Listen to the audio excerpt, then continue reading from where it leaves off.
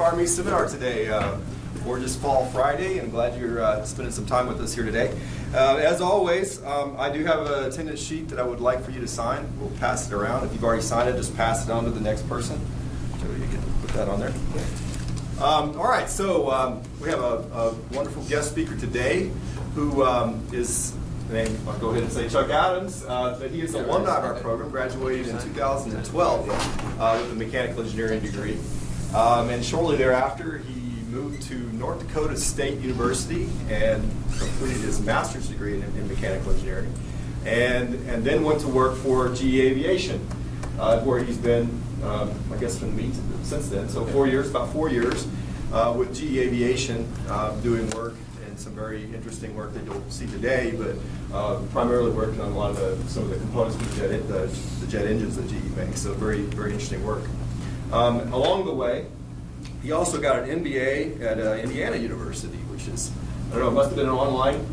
Yeah, it was a distance thing. Yeah, to go every once in a while. Yeah. So they're not too far. Yeah, it's because he's based in Cincinnati, Ohio. That's his mothership, but he lives here in Boise, so it's a pretty good gig if you can get it, right? If you can live in Boise and work in Cincinnati.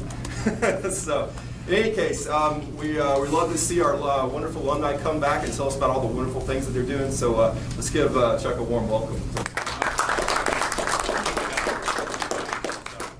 Everybody doing all right today? Yeah, it's Friday, right? Just a couple more hours. Hang on there. I'm with you. So, yeah, as Don said, I'm a repair development engineer currently at General Electric. I've been with the company a little over 4 years. And I've also done some various design activities as well, working on the LEAP engine line. That's the one they just released for the Boeing 737 MAX and also the new NEO, the A320 that Airbus is putting out, and also some other military programs and whatnot. So right now, my general role is a repair development engineer. So I work on the G90 and GP 7000 engine classes. And I am, as for repair development engineering, I mainly focus on the fan stator module, which is actually that right there, that big green hunk there. Looks kind of small in this picture. It's about 10.5 feet in diameter though, and they cost about $1 million a piece, those stators. So you can see why repair is part of the plan for keeping that thing flying. So let's go and move in. So this is our agenda today. It's a very basic agenda, just kind of a general introduction, kind of talk about some business and some technical topics, just as a kind of to open up and see kind of what this area is about. And if time is permitting, we can also do a class exercise. Love to see kind of how people's brains are working, especially students. And wrap up, and question time if required. And for questions, if you have something that doesn't go, just raise your hand. It's fine. You don't have to wait till the end or anything like that. So, I want to paint a scenario for you here. It's a common one I'm sure many of us have seen. It's 3 o'clock, it's 100 degrees out, and you're trying to go down I-84 in rush hour, right? You're all sitting in traffic, everybody's seen this, right? Trying to get off on Eagle Road or something. And you turn the AC knob on, and no cold air comes out.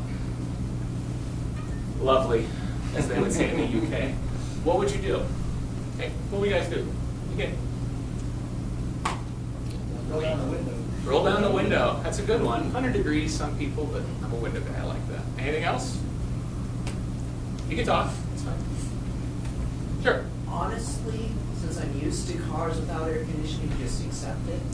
I like it. That's right.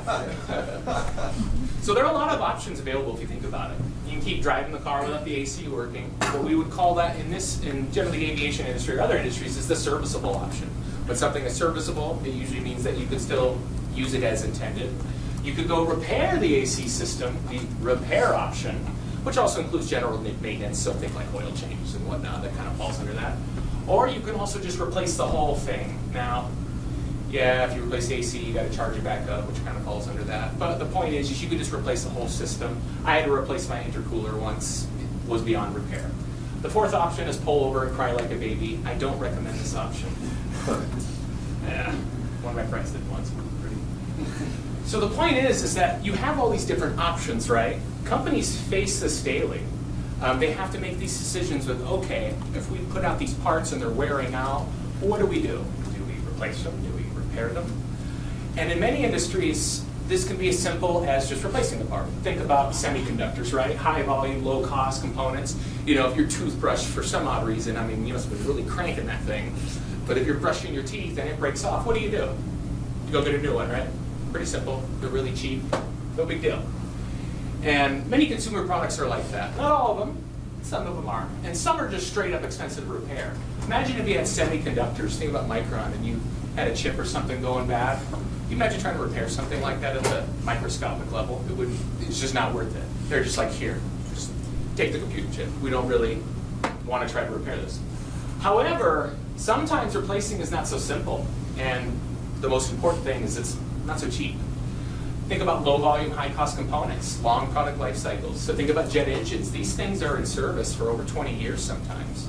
And that's just for the life limited parts. These fan cases, which I work on, they're not life limited by the FAA. So once the rotating parts, once they start parting it out, one of the biggest opportunities, which we'll talk about here, is parting out old engines because, well, if they don't have a life limit and they meet the serviceable limits, keep using them. So they could be 30 or 40 years old and still be flying. You'll have like kind of these Frankenstein engines, we would call them. This is typically common in a lot of industrial machines. Think about power generation, some automotive applications, you know, bend up your chassis. Sometimes you try to bend it back, but sometimes you just kind of have to throw the whole car out. We won't get into that. And also this is very common in more regulated industries as well. You'll see this a lot in aviation and aerospace, which will be the focus industry. I'll try to give some examples of what we see in the field. So, point being, service and repair plays a big, major role in many industries. The ability to service, maintain, and repair parts and systems are a key CTQ. CTQ is kind of industry lingo of critical to quality. I know it's kind of a, you know, two adjectives or something, you know, it's kind of a weird word, but just CTQ is just what we shorten it to.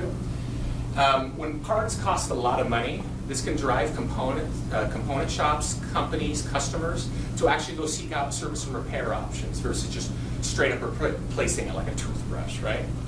And so understanding the industry that you're working in, especially when you get out in the real world there, is going to be really important. Because if you don't, you could be leaving money on the table, and you'll see that with the aviation industry. You could have really unsatisfied customers, and therefore you'll lose a lot of new make. Let's say you have to replace your part. If you're not making that part anymore, and a customer needs it, well, crap. Now they got to go out and maybe barter with another airline. We actually have this situation going on right now. And then likely, if you make service and repair mistakes on current and future product iterations. So what that means is that Justin and I were talking about this a little bit earlier. What you'll do is you'll be making a part, you'll have some learnings as you're doing service and repair. Well, when you're making new engines, right, you better go back and fix some of those issues if you're trying to kind of copy your old design, right? You want to try to learn, so as you see what's happening in the field, that you fix it in your new make designs when you can. So what I did for this lecture is I split it out into the business side and the technical side, or the engineering side. So what we're going to do is kind of look at some of the business reasons, I try to use my MBA when I can, of why we're driven to do that from a business standpoint. GE, Rolls-Royce, Pratt & Whitney, all of them in the aviation industry, and that's just the OEMs, that doesn't include the airlines. And then we're going to take a look at a typical technical problem that we deal with a lot, especially on fan cases. So, making sense of the business side. So let's look at the life cycle of a product. What if your product costs a lot of money? A good example is these engines. These things aren't cheap. And it has demanding customers that have thin profit margins. So right now there's kind of back and forth between profit margins on airlines. But a lot of times, if you miss one flight with an airline, that's a lot of cost that an airline has to absorb. So I've gotten calls at 2 a.m. in the morning from Doha, Qatar, and Emirates and everything, waking me up saying, hey, I got this AOG, which is an aircraft on the ground, and we need to deal with it right now, and you're the repair guy, so fix it. The Middle Eastern airlines like to kind of throw money at you and expect you to fix it. Air France, they're kind of stereotypical, they just kind of take their time, but we won't get into that. But they're good people to work with regardless. Also, product life cycle, I mentioned that. Think 20 plus years. You got these really long engines, right? You can't just, we'll just let it go 10 years, whatever, see what happens. No, you got to think out ahead of time. All the airline industries, it's no secret, they have a lot of the service and repair, and you'll see why. When they usually sell new make, sometimes they take losses on those engines, actually. At least GE does, and some of them I won't. get into the technical details, tell you which one or not, I can't say that. But the point is that, okay, where are we going to make money? Well, we better think about this life cycle, as we'll see here shortly. And then also tied down by regulatory hurdles. The aviation industry, particularly FAA, is it's like our national body that kind of looks out for safety, looks out for the airlines are not being done, the OEMs are making safe parts, nothing's going to blow up. And you ever see that, right? If an engine goes bad and it blows up, what happens? It's all over plastered all over CNN and the news, right? And so keeping those in check is also important too. And many industries live by this reality. I said aviation, airline businesses do, industrial equipment. Oh, civil engineering and structures, right? Yeah, bridge collapsing, that'd be pretty bad, right? And there's a lot many more examples, but these are just a few that we'll touch on here. So the focus one that we're going to work on, just to kind of see what, kind of show you what I'm dealing with daily, is aviation service and repair. Now, the industry term is MRO, which stands for maintenance, repair, and overhaul. But because we're trying to apply this across these lessons to all these other industries that could have it, I'll just call it S&R just for this pitch. But normally, if you come talk to me about it in the industry, I'm going to tell you, oh, MRO shops or whatnot. Just FYI.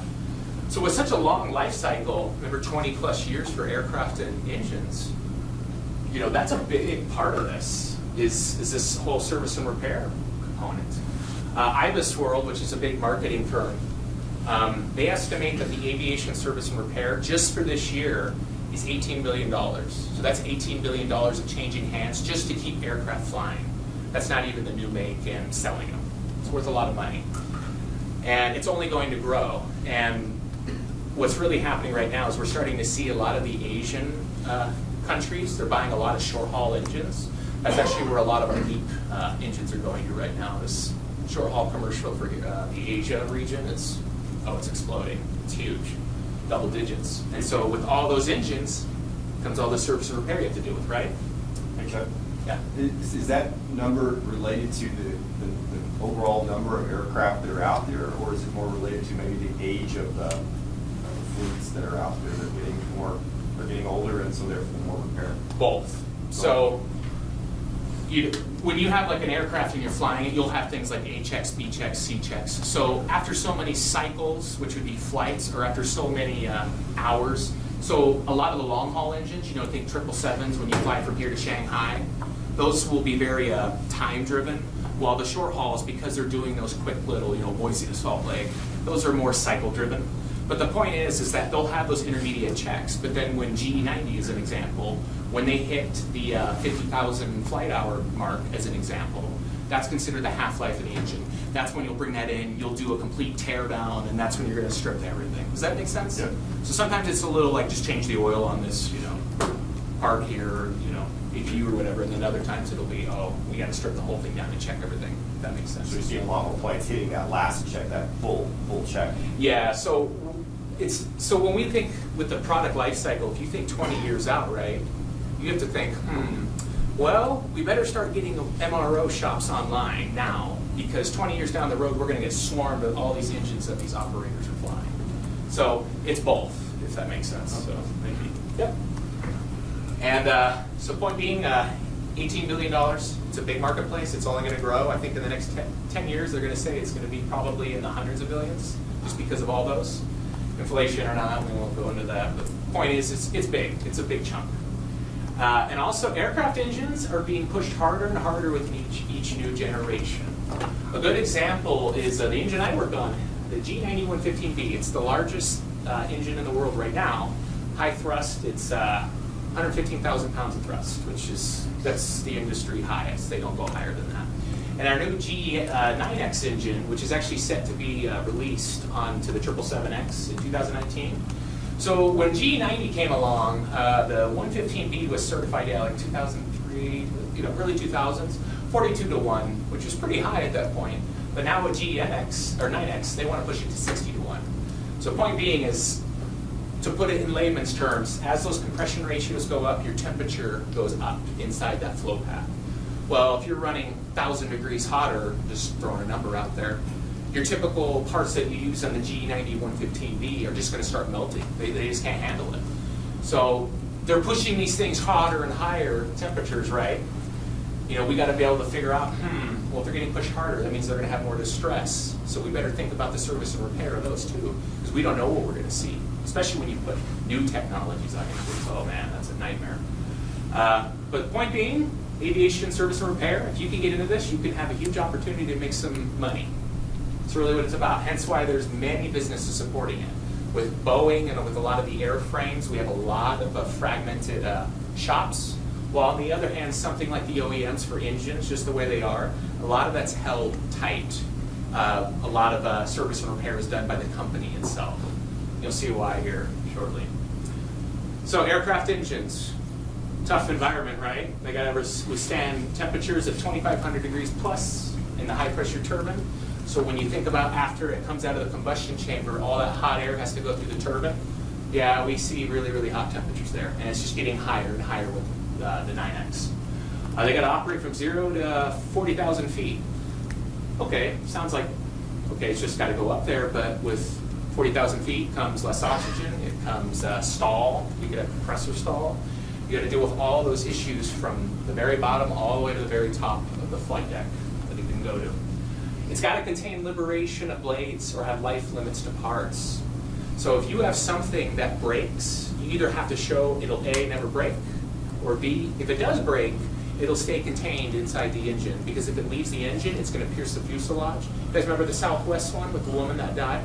Yeah, that's what will happen if we don't contain that. We have to make sure that doesn't happen. So that's why it's a big deal, is because obviously it didn't contain something and somebody unfortunately died. And it's also going to take in a lot of abusive stuff, take in water, ice particles. You're flying up there, right? You're going to fly through snowstorms and whatnot. You're going to take in a lot of junk that your engine probably won't like, but you got to deal with it anyways. Especially dust. Oh man, Middle East. Oh, that stuff will rip your engine apart. I'm not trying to suggest anything like that, but just dust. You got all that erosion coming through your engine. That's just bad stuff. Think about your car and then rust and everything. All that water, dirt, dust. That's some bad stuff. And jet engines are no different. And then likely you have to take in some unanticipated matter. Now, I'm not one for trigger warnings or whatever, but sometimes you'll get birds. It sucks through the engine. This one didn't get sucked through the whole way. But as you can see, I mean, this thing, flying 100 miles an hour, bird luckily got stuck, but you can see what happened after, right? Those titanium blades got all bent up. And I'm not sure which engine this is, but based on this cord, they don't put that in engines anymore. This is probably a CF6 or some other Pratt, about 40-year-old engine design. But yeah, we don't do that anymore. So yeah, but the point is your engines have to take in that junk and still keep flying. They can't just, suck in, remember the Hudson landing was solely, you took like in a whole flock of geese, but unfortunately it was just too much and we had to land in the Hudson. But a couple birds like that, yeah, your engines are required by the FAA to keep flying. So, point being, service and repair is a normal part of the aviation industry. Even with normal wear and tear, I mean, remember the hot temperatures, unexpected events like bird strikes and whatnot, S&R, service and repair is just something that you need to have as an asset to keep things flying, really.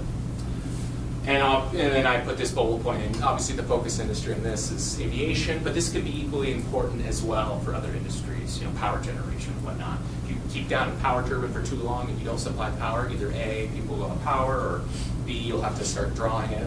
We won't go into the fine details, but it's important. You want to keep things running. So now, what we'll do now is we'll quickly break this down here. And so we'll look at 3 areas that help show that there's a business case, for the life of the part to really do this. Understanding the importance of the repair of the process. So the cost of replacement versus repair, just to give you some numbers so you know what we're dealing with here.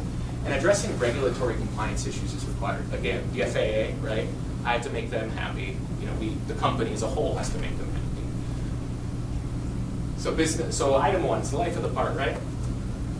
I think I've kind of touched on this before. You got these long industrial parts lasting 20 years, 30 years. All that wear and tear handled throughout time. It's really important to have those service and repair facilities ready for that part, right? This applies equally to having replacement parts if needed.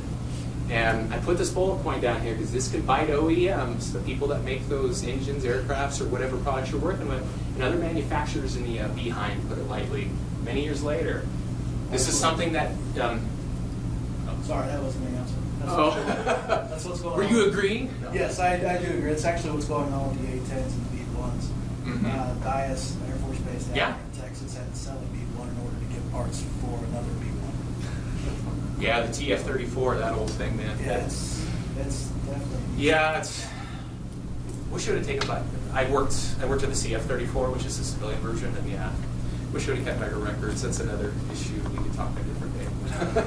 So, real life scenario. This is an exact issue that's happening right now. I obviously can't give you details, but this is happening right now with a customer that I'm that I have to deal with this. I'm not like the customers are bad, but this is just something we're dealing with. A customer came to me and said, "Hey, I want a repair to be developed for a part." Okay, sure. However, the engine was 20 years old. This thing was built 20 years ago. The original supplier of the part went out of business 10 years ago. They don't make them anymore. Developing a repair process, we estimated was going to be well over $500,000. And that's with high uncertainty. We don't even know if it'll work because it was that new of a process, right? And because of that, you're likely going to have a cost overrun. However, we did find another supplier that was willing to do the tooling and everything, but they were going to sell us to $1 million. With no clear leveraging to the other product lines, can't really do much about it, what do we have to do? Well, we decided to just go after the new make part, go after the supplier. Even though it might cost less just to fix the part, there's so much uncertainty there. Think about some of the new technologies that are coming out. I mean, GE, you've probably seen some of them, maybe, I don't know, if you're even looking at that close enough. But the point is sometimes you just got to go after the new make part. And the old supplier would have been able to supply it, but since they went out of business, what do? Now you got to pay $1 million. That was kind of GE's fault, I guess. These are things that happen more often than you think they do. And it would really cost the company. So back to that point, think about 10, 20 years down the road. What's going to happen if you run out of those parts? Now you got to start scrounging for them. So, kind of the summary. Understanding the life cycle of the product is very important. Understand what's going to happen 20, 30 years down the road. Look for opportunities there. As we saw in the previous scenario, no new parts were ever made. Customer ended up needing it 20 years later, and there weren't any available. Or worst case, they got to go out and start trying to barter with competitors. We've seen that before. And it's also a bad thing, bad customer experience. Do you think the airline was happy to hear that? No, they were not happy. And not only that, even if you get the tooling and everything to the other supplier, they're going to have to go through their quality process to make sure it's made right. So it's not like it's going to be made in a couple months. We're talking 2 years just to get one forging out. That's just the reality. So sometimes it's not so simple to make these parts. And so the big key opportunities and risks. Previous scenario, you saw that. Who's going to service or repair these parts? Are you going to do it? Why do you think so many aftermarket shops pop up, right? And lastly, how is this going to affect your customers down the line? We already saw what happened there. That didn't turn out very well. Next thing is cost. Aircraft engines used on commercial aircraft are very expensive. G9115B, you're looking at $45 million per engine. So that's $90 million per 777. They're not cheap. And remember what I said before, too. It's not like, I'm not sure what our profit margin on new make is, but imagine if that was just breaking even. I think it'll be pretty close. These things aren't cheap, right? And that explains why Boeing charges hundreds of millions of dollars just for one plane, because now you got the engines and then you got the whole airframe with it as well. And think about jet engines. Remember I was talking about these abusive environments, right? They gotta have these really exotic materials. You've probably seen every once in a while some new technology. Additive is a big thing, right? Ceramic Matrix Composites. I was a design engineer for the LEAP 1A. That's brand new technology. And we don't have a lot of experience with it. So the point is, you've got all these exotic materials in there, and they are not cheap to produce. Simply because, like most business cases for products, if it's the first time you've ever done it, you're kind of the leader, you're just going to spend a lot of R&D just trying to get that in there, right? So, exotic materials, you got titanium. I always joke that titanium is like cheap to us. We love titanium. It's cheap, it's light. But I say that relatively because I know titanium for something, other thing, like think like a bicycle or whatever. That's not cheap. But titanium, we love titanium. It's cheap. Relatively, obviously. Super alloys and even ceramics, I mentioned that earlier. Also expensive machining costs, and they're sometimes hard to ship. Remember I mentioned my fan case was 10.5 feet in diameter? How do you get that in places? You realize that's like to the top of this room almost, right? Can you imagine a semi driving down the freeway? A little nugget of information. I actually have to go to Wales starting tomorrow. I got to fly to London. And when they bring those fan cases in, they fly them into like London Heathrow, and they drive them the 100-something miles all the way there with flyers. They have to actually get permission from the government every time they do it. And we have 50-something engines a year. That's 50-something times a year they gotta. So sometimes tough to ship. That's why I put that in there. That is not cheap to get that part. You know, that's just to get it to the shop. That's not even to process it. And then expensive machining costs as well, right? If you're dealing with titanium superalloys, how many people do a lot of machining in here? Have we done any machining? Yeah. Okay, great. When you machine steel, is it too difficult to work? It's not too bad, right? Machinability scale, what is it? 50%, 80%. It's not too bad. What do you think those nickel superalloys are? One of them is 1%. So, and it actually gets worse the better we get. So, think about the drill bits that we have to use. We used it once, we got to throw it out. There goes $500 net. You get the point. It's not cheap to do this. And then in general, the engine is a system. It's specially made, lots of R&D costs. So even if you were to get all these components together, you got to fine tune that thing, right? You don't want to dump too much fuel in and start, what would you do in a motorcycle and start flooding it, right? You don't want to get too rich, you don't want to get too lean. And so all of that has to be done over time. Okay. So service and repair is a large cost area to shops and OEMs, but it's also a great opportunity to make money. Remember I mentioned that a lot of the engines are kind of sold at cost, they're kind of low. So what do you think a lot of the OEMs do down the road when they start servicing these engines? That's where they make their money. You guys, the razor blade model or the printer ink model, that's very applicable for aircraft engines. They do that all the time, and that's how they make their money. Is they're looking 30 years down the road, how can we keep these engines flying? That's where a lot of the money comes from. And then, so what has happened naturally is that bottom line, aircraft engine manufacturers, they have strategically the past few decades helped customers with service and repair. So they're trying to get into that ballgame. Remember that $18 billion? They're trying to get in and get that money because it's really lucrative if you get in there. And right now, there is a big problem with MRO, or service and repair, in the aviation industry. We're starting to find out that because of this has occurred with all the people ordering all those new aircraft, remember the Asia thing? The shops are at capacity. This is public information. Go look at it. So what's GE going to do? What are we supposed to do? And I won't get into those nitpicky details, but it basically presents an opportunity for new shops to come online and help service those parts on behalf of the company. So, balancing repair versus replacement, right? During the service and repair process, aircraft engines, if the part's found with defects, remember I said there was kind of those three options. You could either say it's still serviceable. So let's say you got a couple of nicks or whatever, dents and scratches. Oh, well, that's not going to affect it. We just showed it to the FAA. Here, just keep flying. So it's still serviceable, we call that. Number two, it could be repaired back to serviceable condition. That's what my job is. I basically take unserviceable parts and I try to make sure that they get repaired to a serviceable condition. Or the part's not repairable and they have to be replaced, right? For cheap components, that's pretty easy, like plastic pieces, right? Little nuts and bolts. And, just throw another one in there, right? A couple dollars, not a big deal. Fixing cracked plastic, right? Would you want to do that, or would you rather just pay the $10 and just throw a new one in? It doesn't make sense to develop repair for that. But for larger components, the rotating discs or those fan cases, those things aren't cheap. The service and repair option is definitely the preferred choice for cost. Good example, here's one nice, this happens every day, is the shop comes to me and says, hey, I got this composite part on this fan case and it's got this elongated bolt hole on it. And that could be a problem because that means it could wiggle around more than you want it to. Depends on the system, but something you have to be aware of. So, do you want to choose the repair option or the new make option? Basically replace it. Well, repair, it costs about $1,000. It's a little chunk of change, I guess. Okay, cool. But okay, it's a common problem. We have the repair already in place. It's not some new technology like I talked about with that other scenario. But the new make option cost a customer for a new fan case, as an example, $1 million. I'm not saying it's the exact number, but it's up there.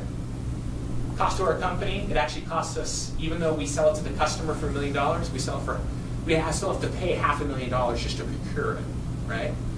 So let's see here, $1,000 versus $500,000. What do you think you're going to do? I mean, economically, it's like, you could charge more, but do you want to make your customer happy? They're not dumb. They're going to be like, yeah, just repair it. You know the right choice here. Fix it. So, kind of in union with the costing, it can be profitable. Certain parts, it's just better to use as is or just repair them if you can. Don't replace them because they're just so expensive. As I put in this bullet up here, imagine if you have to scrap fan cases. $1 million apart every time a shop visit. You wouldn't be in business very long because then you got scope and you got to remember that driving thing I was telling you about. That's just not cheap to do. But no matter what the industry is, providing service and repair is a big opportunity. And that's why aftermarket and all that is such a big deal. And another key point, I think you mentioned the design for manufacturing. Some people would be here, that class is going on. I think the same thing could be equally applied to service and repair. The rigors of new product manufacture, making something that's you can make, that's not completely cost prohibitive to make. Where am I going to get those replacement parts if needed? What facilities do I need to perform those repairs? Again, it's looking at that product and thinking out 20 years. How are we going to do that? What's our strategy, right? Hey, Chuck, real quick. On your repair, maybe one slide back. So on your repair there, and you're the engineer making that decision, right? Yes. And so I'm guessing there's also a technical hurdle that you're having to run this through, right? It's not Yes. purely a cost. It's like where the hole is, and Absolutely. you have to run an analysis, right? Yeah, sometimes I do. So I manage the engine service manuals, and those typically will have straight up like kind of general repairs that they can go do without needing my permission or extra analysis or whatever. But I get what's called departure records all the time, and that's when the damage comes in, and either it's not covered in the manual, or it's deeper than what the limits of the manual say, because we'll have repairable limits in there, and they'll say, oh, you said this could be 1 inch long, well now it's 1 inch 0.01. Like, that violates the manual, and per the FAA requirements, I have to prove, so I'll issue a repair, but that's part of it. I have to go through the analysis portion. I mean, I'll actually still go do design activities, run like LCF analysis, like, fatigue, I'll have to run crush stress, if that bolt cramps down on that. I still have to go do that and prove to the FAA so that if the FAA decides to audit that ticket, the FAA guy can look at it and go, oh, okay, well, he did some due diligence. It wasn't like he just said, just go do this. If that's not up to par, we can get in trouble as a company, big time. And conceivably, there would be a place where the $1,000 repair option wouldn't really be an option because it's in a high-stress environment or something like that. Yeah, exactly. So we'll always go throughout the engine, look at these things, and see if the repair that we're putting in the manual, that's the same process. We still have to prove that it's okay to do that. If this is like a high-stress area, right, we don't want to, oh yeah, just kind of mill it off, right? Well, no, you might create a stress concentration. Right.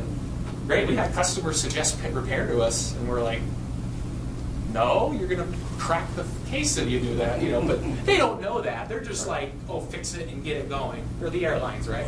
They want to make sure they don't lose, Qatar or somebody, these big airlines. You don't want to be stuck at a gate like, oh shoot, I can't fly this thing. And, we're talking hundreds of thousands of dollars per flight for these long hauls, So, I mean, when you're factoring in when you're dealing with the repair versus new make, I would assume time often comes into this. You have to factor in time.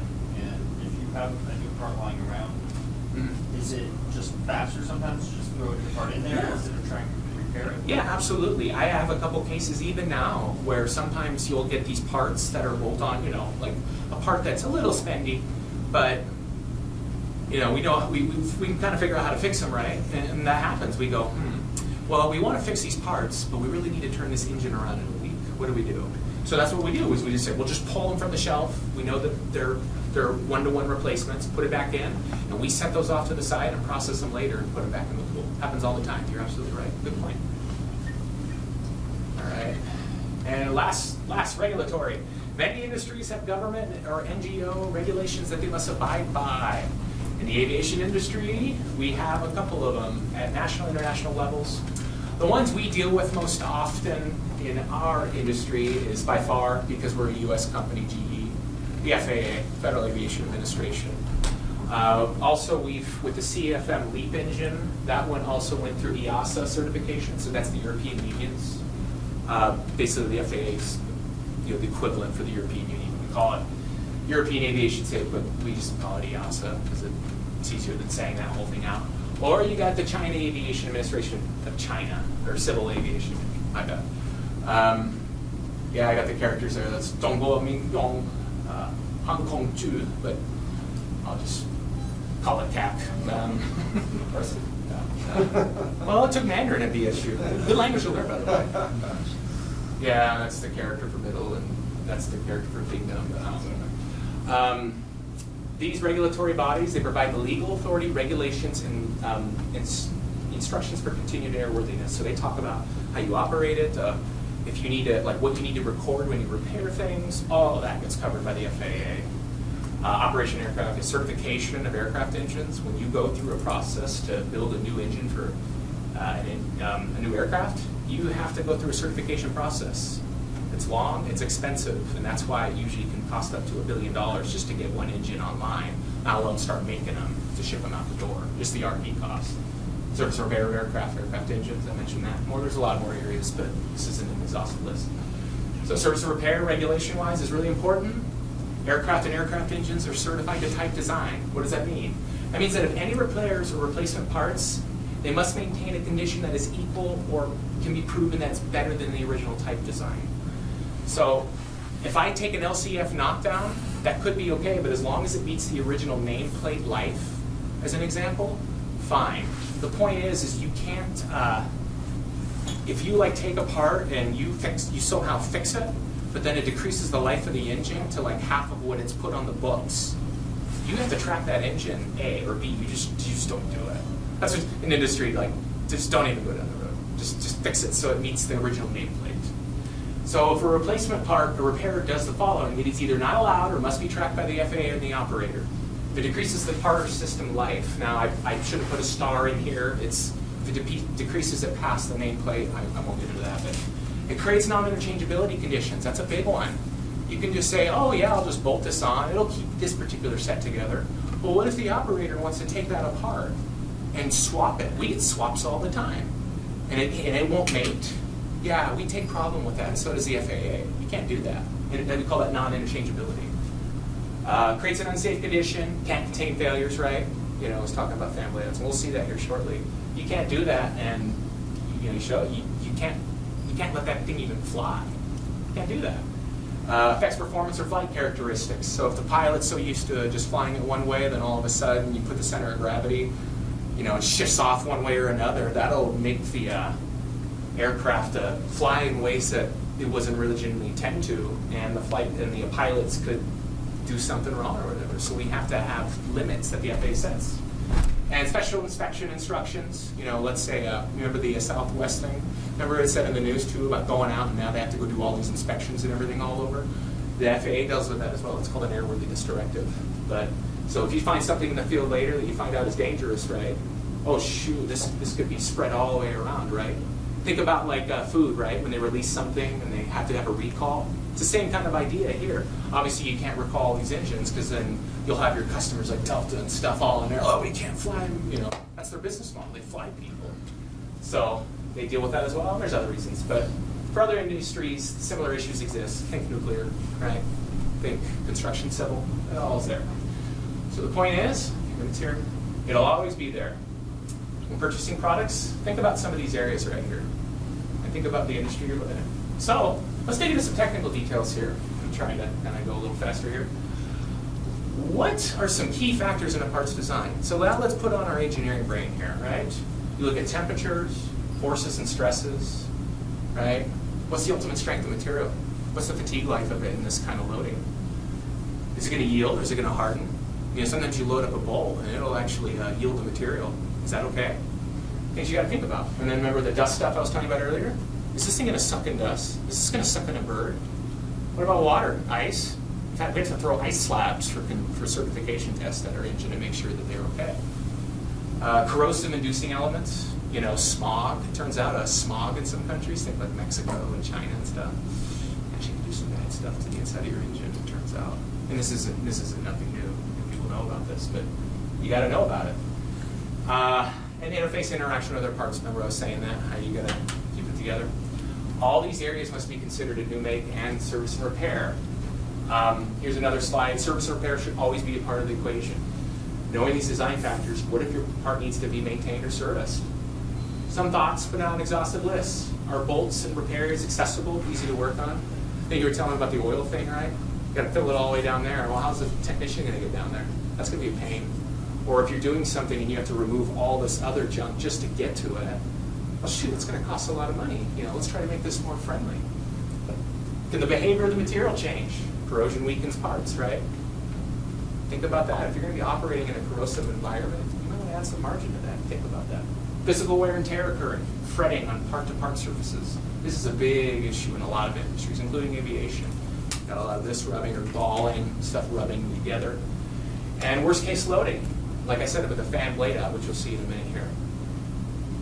What would, you could design something, oh, this is what it really sees. Well, what is the worst thing that part is ever gonna see? You gotta think about that when you're making your parts. And Murphy's Law, right? If it can go wrong, it will go wrong, and it does. And what's important is trying to utilize objective or subjective analysis can aid in determining repairable limits for parts, and I'll discuss what that means shortly. So how are you going to make part try to add? Yeah, try to add margin. I was kind of saying that. Easier to work versus adding material back at new make. So when you're manufacturing a part, aim to have stock on conditions. If you'll have a tolerance, right, for some wall. It's plus or minus 10 thousandths of an inch. If you're trying to make it, why don't you make it on the stock on side? You can always remove it later, if something happens, corrosion or whatnot. Use primary and secondary sources to substantiate and build up margins where possible. Primary sources is experimental testing of prototypes, testing the materials you will use. So when it comes to substantiation, like in my job, if I can use testing that is for our engine or that's applicable to that, we call that kind of, in general, it's like a primary resource. But the problem with doing primary source work is that it's typically more expensive. Running your own test is not cheap, especially when it's exotic stuff like all these metals I was telling you about. That stuff's not cheap to test. On the other hand, secondary sources, experience from other parts, published in academic papers. So what that means is that sometimes, like when I'm substantiating, I'll think about, well, this isn't, I haven't seen this much on this engine line, but over here, this other engine line, I talked to those engineers over there, they've seen it. And they can give some advice and some way to substantiate and say, okay, well, this happened on that, so I think we know what to do on that. That's kind of that secondary source. You're not necessarily going out and doing your own testing, but you can rely on some other sources that can be helpful for you. Does that make sense with the differences between the two? And finally, make good service and repair decisions quantitatively and qualitatively out in the field of new make design. So let's get to this example quick here. Fan blade out. Everybody ever seen a fan blade out before? Yeah, So hopefully it'll play.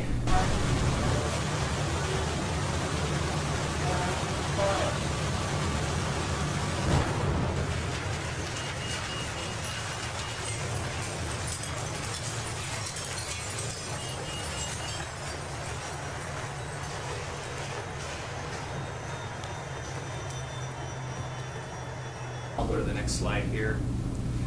You got this, I'll just skip the video here. You got this fan blades here, right? If that fan blade is liberated, that fan case out there has to contain that failure. And not only that, the engine, I think, is supposed to keep running for another minute or two. It just can't stop. But I mean, think about the energy that blade releases when it goes into that case. That's not a lot of light energy there, right? And so these are just some examples of what we're dealing with here. So like I said, I have this fan case component and all the stuff attached to it here. That's what I work on in my daily job. And the GE90, it's an aluminum fan case. A lot of the older engines are aluminum because it's not like that cheap, aluminum can. It's like 7075 or 2290. It's stuff that's really strong, right? I won't say explicitly, but a lot of the new engines, like the 9X, which is in development now, they're made out of composites, which you would think that they wouldn't do it, but they work. They're lighter, they're stronger, and everything. But that creates a little complications when you do repair. It's just a different technique and a different material you have to repair, right? All right, so let's say we got this aluminum case wall here. And we found some unexpected corrosion, right? A lot of aluminum corrosion has these little black pits. It's typically what it looks like, and it comes up really easy. And we're going to throw some numbers to it. Let's say that the worst case corrosion depth is 50 mils or 50 thousandths of an inch, right? And let's say that this axial length we're dealing with along the blade edge, let's just say it's just, or the axial length of the corrosion is 1 inch.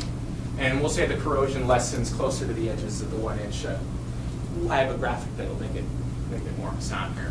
We'll say that the segment here is 6 inches. New MIG drawing says that the wall thickness for this section must be 500 to 600 thousandths of an inch. The segment length affected is 5 inches.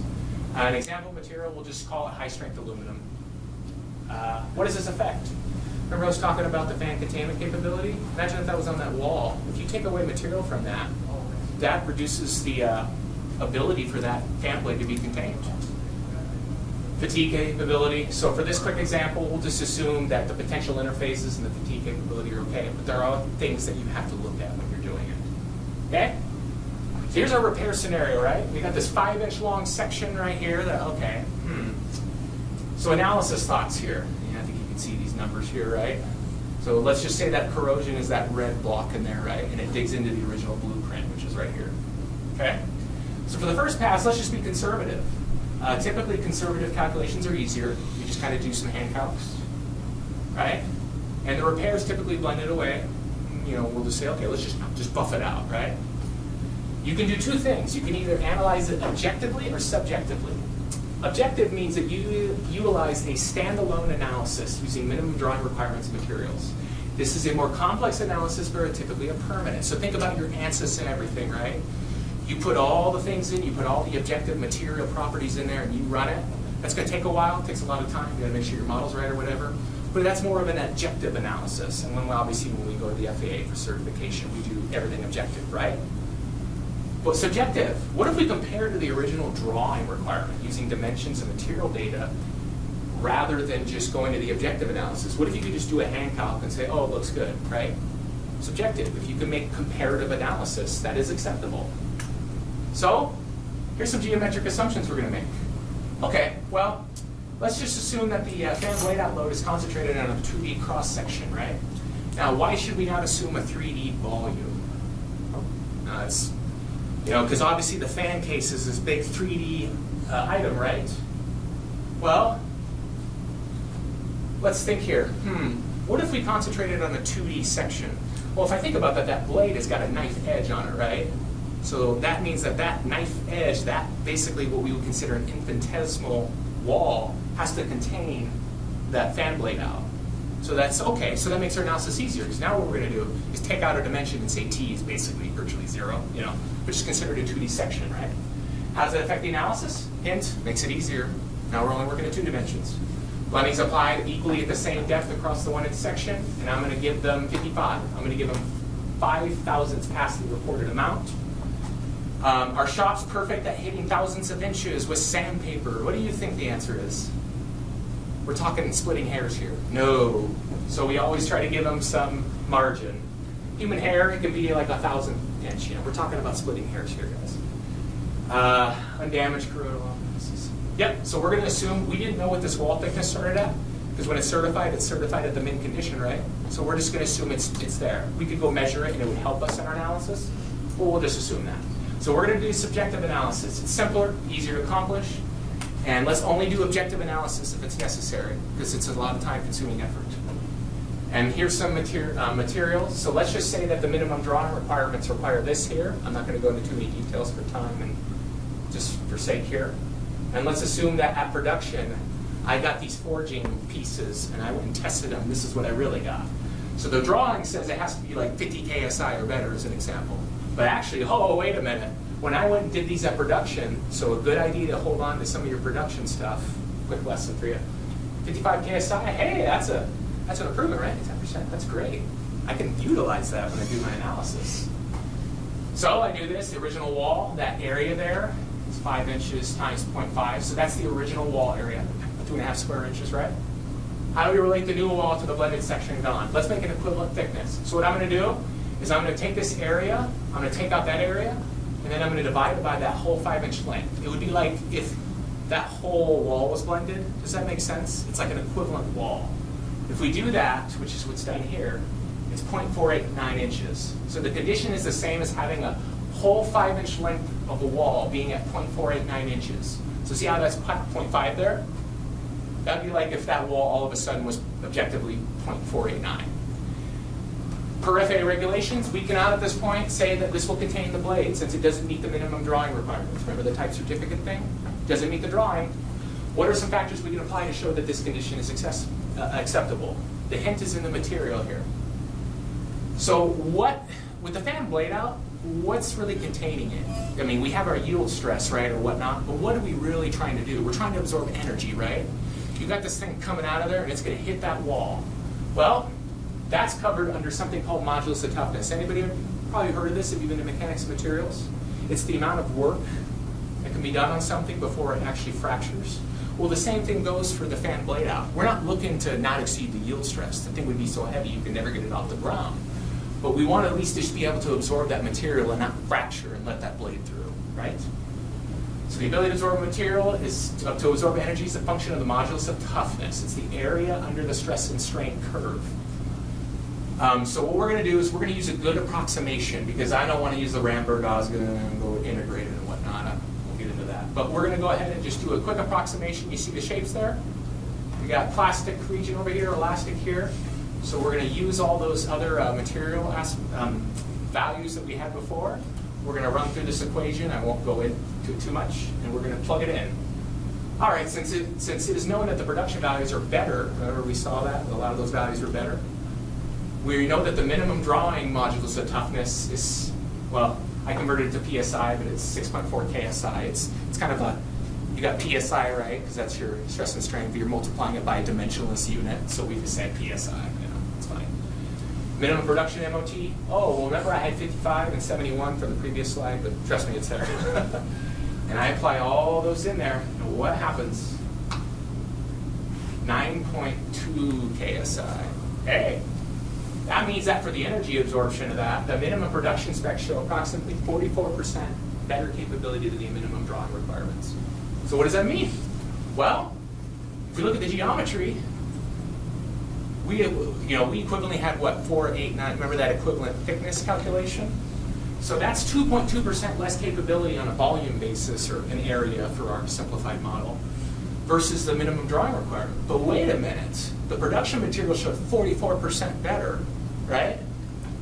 So what does that mean? Therefore, since the 44% material gain, we'll call it, as better modulus of toughness, is better than 2.2 geometric loss, the area slice will still be as good or better than the min drawing requirements. Therefore, if I blend this to 55 mils for a 1-inch section, this will be considered and the FAA will approve the repair. This is what I do daily, so. But What if you had a situation where you had one gain, but you had several other smaller losses? Or would you consider that add up of smaller losses to be greater? yeah, when we do our analysis, we do try to take all of those losses into it. Typically, like for this example, it was pretty straightforward, like, okay, here's that loss, but yeah, I mean, you could go measure that later or whatnot, but typically you got to think about, well, if this thing came out of new manufacture, it has to meet at least the drawing, right? So we'll start from that as a baseline. But you're right, if there are other little losses or whatnot, at some point we have to take all that and see if it will still be overcome by that material thing. Does that make sense? We do think of that. You're absolutely right. Okay. So that's just a quick analysis, but it's just to kind of show this is stuff we deal with daily at GE. We got to prove to the FAA that if we do a particular repair, that it's still okay and good to go, right? So it shows the importance of documentation, right? Remember the production values 20 years ago? Yeah, have fun finding that in some file cabinet and some building in a basement. True story, by the way. What if the subjective analysis failed? Material properties weren't available. What if the objective margins were razor thin? What if you went to type certificate for the FAA and you did that analysis and you were barely passing? Now you know you got to do subjective. Oh man, we're barely going to get by if we know that, right? So what does this illustrate the need for when you come to think about new design? Stock on conditions. Can't always have a huge safety factor. I say, would a factor of safety of 2 get that airplane off the ground? Ooh. Experience and knowledge of potential field issues during the life of the part. Remember what I said about thinking about what happens on your other engines, right? Keep that in mind. Known corrosion depths seen on similar parts. And if you're limited by weight, like aircraft engines are, what can I do at new make to stop issues in the future? Primer paint, so think about like weight, right? You can always add stock on, but what if that's not an option? How do I inhibit corrosion? So we'll typically apply like a paint, right? You do that to your deck, right? You don't want it to rot, so what do? You paint it. Same thing in this. Don't want it to rot or don't want it to corrode in this point. So, time permitting, I think it's a little late, it'll only take a minute or two, it's up to you. A minute or two? A couple of minutes, yeah, I'll give you 2 minutes. Yeah. All right. Or you get your pen and papers out if you want. You're free if you participate or not. So let's say a corrosion inside a bolt hole. So what we have is we have a flange here, and we have a bolt hole wall here and here, and we have the center of the bolt hole there. This is kind of a 3D section. I'm trying to do the best I can here, but I didn't have time to make an NX model. But you have this bolt hole in this block, and inside you have this corrosion right here. You see this red stuff here? Assume that's corrosion. So my question to you is take a couple minutes, it'll be shorter. How would you repair this? What would you have to consider? You can take a minute or two, write some stuff down. I'm curious to hear what people say here. And I'll make sure to get you out of here quick. Here, I'll give you 2 minutes. With time and everything, I'll go ahead and keep going here. So, people could share. What do you think? What would you do? Well, is the component itself replaced? That's a good question. Let's assume it's not. But you're right though. It's something to think about. How bad is the erosion? What's it going to take to replace or repair it? Okay, great. But yeah. You could have epoxy or even liquid metal in there. You could put on the whole wall and then drill out the hole again. That's a good idea. I like it. Pull the hole out, press open metal. S- Kind of a sleeve that. Do a cold split, yeah, expansion. Yeah. Okay, we do that sometimes on some stuff. Good idea. Anybody else? What would you think about? Yeah. Is it serviceable? If it is serviceable, you could find a way of stopping it from corroding any further. I like it. Like it. Very good. Very good. Anything else before I move on? Nothing. It's getting late anyways, right? So here's some of the areas that we examined for this example, right? So we need to think about how the repair proposal would affect the different aspects of the features, right? So if we were to repair it, crush stress, operational loads, the loading from the bolt and the nut. So let's say that was a bolt, that's a bolt hole, so it'd probably have something ratcheting onto it. If I do something to it, will it affect my part? We call that crush stress. What if it exceeds the yield stress under there? That's when you get that threading and stuff and it just starts digging into the material. You ever do that where you take a bolt off and you see a nice big ring of just thread? Bad stuff. Fatigue. Will a repair solution increase operational stresses? Will it reduce the life of my part that past the declared limits? Also interface with other parts. This is one sometimes people forget about. Well, you could do something, it is a little big or something, but how does that affect the part that it's bolted to? And then remember what I said about the fan blade out stuff? This kind of applies for any situation. The ultimate strength. Will my assembly hold together and the part not fail? What if it absolutely cannot fail? Now your CTQ could be, okay, it'll just break, no big deal. But like as you saw with the fan blade out stuff, that has to hold together. It doesn't matter. So think about that when you're doing repair. So here's a couple options that we do at GE sometimes. Sometimes we just oversize it. If we have the margin, we'll just ream it out, remove the corrosion, protect it. I like what you said about that. Very good.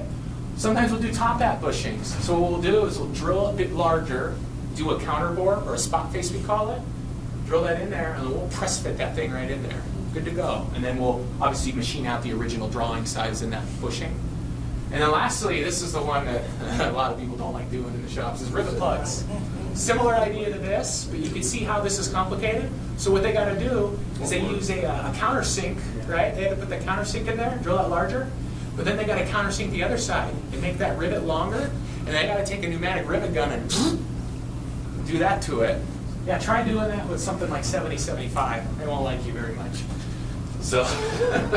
You're gonna go back and sort of shape it down to probably. To make Yeah, it so after you do that too, we always try to give a margin, right? We don't want to do it exact size, because what if something happens and it's too low? Let's say this sticks up too high. You're interfacing with something, it's going to screw up the assembly. So yeah, you got to go back and blend it, we call that. So wrapping up, the point is, and I hope you enjoyed this, it's the business and technical sense, right? It's a major part of many industries. We looked at kind of the business side, the technical side. It's all really important, and it kind of helps show why in aircraft engine manufacturing and in repair and stuff, you got to do that. You got to keep the stuff going, and it's not always just replacing it. Think about 20 or 30 years down the road if your part has to last that long, what it's going to do. So, thanks. Any questions? Thanks for your time. I appreciate it. Okay. So if you have have to go, feel free. Don't feel that. I know we sort of normally hit it one, but I would like to offer an opportunity to ask questions if you want to go ahead and do that. Yeah, sorry about that, yeah. Yeah, no worries, man. That's good stuff. Anybody? Anything. Doesn't have to be this either. Well, Okay. that's not my dog. I've got one. I just want to make sure I didn't. All right. So real quick, because of the nature of your work and because you're dealing with cost issues, schedule issues, the time constraints, Yeah. and the actual making sure that it works and it's safe for the passengers. Have you, in the course of that, and maybe run into any ethical situations where you've had to wrestle with something as an engineer? Oh. And you don't have to maybe say specifics or No, whatever, that's fine. but No, just, I got you. because that's something that engineers have to deal with, and I think that's a good. It's, especially when you're dealing with a fan case, it's absolutely ethical issues that come up sometimes. I mean, they happen not as often as you would think, but they do happen. I've had a couple. For me, so you have a lot of reviewing to do that, to kind of check our ethics and make sure we're not crazy or whatever. But ethical concerns do come up because, like with the fan blade out stuff, right? If I try to pass something under somebody's nose, there's ethical concerns with that. Because what if a fan blade out does occur? It's rare, but if it does and it doesn't contain, and they trace it all the way back, there's also legal ramifications too. Yeah, be sued. And so, yeah, those things do come up. So, make sure you do, you have that mindset, like, we need to do what's right, we need to do what's safe for the customer. That's the big push by a lot of the aircraft engine companies right now, bringing them home safely, right? When that plane leaves the ground, you want to make sure it'll do exactly what you think it'll do. So when you're doing your repairs, you got to think about that, like, okay, am I really believing this analysis? Am I really believing this substantiation? You get some sanity checks, and once you've done that, then you can stamp it, move along with the repair shops. And I think it's great you mentioned the shop too, because the shop has to push these engines out the door. So I'll get shop pressure. Hey Chuck, we really need this DR. We really need to push it out. Yeah. Oh man, Emirates is going to be so mad. It happens all the time, daily. So you have to push back and say, you want an answer, but you want the right answer. yes. Now in general, most shops are pretty accepting of that. Like our whale shop, they're GE, they're professional. They know that they don't want us to give them something that it's unsafe. But sometimes working with other suppliers, their priority is getting out the door, and they're not as good to deal with when it comes to that aspect. But But yes, it you have to becomes say your no sometimes. Your own personal sense of ethics a lot of times Yeah. is right on the line. Oh, probably at least monthly. Yeah. Absolutely. So, Interesting stuff. Thank you. yeah, Would you mind if I added on to that? yeah. So I was actually aircraft maintenance with the Air Force, and that comes up a lot. We've had quite a few situations, especially in the last couple of years, where it comes down to maintenance failures. And not only does it come back on the people who work on that, but the people who work on that also have to deal with not just the legal ramifications. They're kicked out of the military if it happens, no ifs, ands, or buts. But they also have to live with if there was any deaths on that aircraft. Not only that, but 9 times out of 10, the deaths on that aircraft are your friends. So the biggest thing that I was taught in tech school or going through my Air Force career is if you yourself do not feel comfortable flying on that aircraft with that component that you worked on, you do not let it pass. So everybody has to have that ethical Oh, yeah, responsibility all the way everybody. through. It's either the one striker who's just coming in or the major that's flying. Yeah. Would you bet your life on it? Yeah, that's a good way to think of it. Charles, you relate the story with GE makes the electric boats, the submarine, the first cruise, who goes on that? Did you tell me that? No. Someone else. Yeah, the engineers and various people that actually built the submarine, they go on the first cruise. That goes to what you're saying. You can't put yourself there. Extra incentive for being correct. You ever heard Yeah. I haven't heard that, Joe. That's it. Yeah. Back in the- Anything else? Okay. Well, real quick, yeah. Yes. Go ahead. I wanted to get into this field of what the precision was just for masters level classes. The stuff that I do? Analysis. Well, so aviation is an example in general, or like maybe GE, I'll give you an example there. So obviously focusing in like aerospace or mechanical engineering. GE is one of the few companies out there that does really promote master's degree stuff. So I'm sure you've seen that around the Edison program is a good example. So they'll actually take in bachelor's degree people, people that just got out of a bachelor's degree. They'll do a 3-year program, and you'll be taught at the company for college credit. It's kind of like the hellfire and brimstone kind of thing.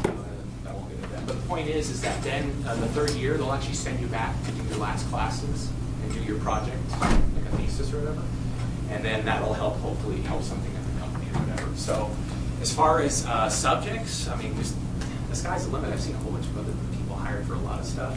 Big fields right now are ceramics, materials, because like my master's degree was actually was doing fatigue analysis for superalloys is what I was doing, and it was very applicable because that's what they use. And so what I would do is, I mean, we can talk about this later, do that email or whatever, but there's just a lot of different subjects and stuff that you can do. But best thing to do is just do some research or whatnot on the company, kind of people they hire and stuff. They'll have that out there, and subjects that they focus on and whatnot. So, sorry. All right. All right, let's give him one more round of applause.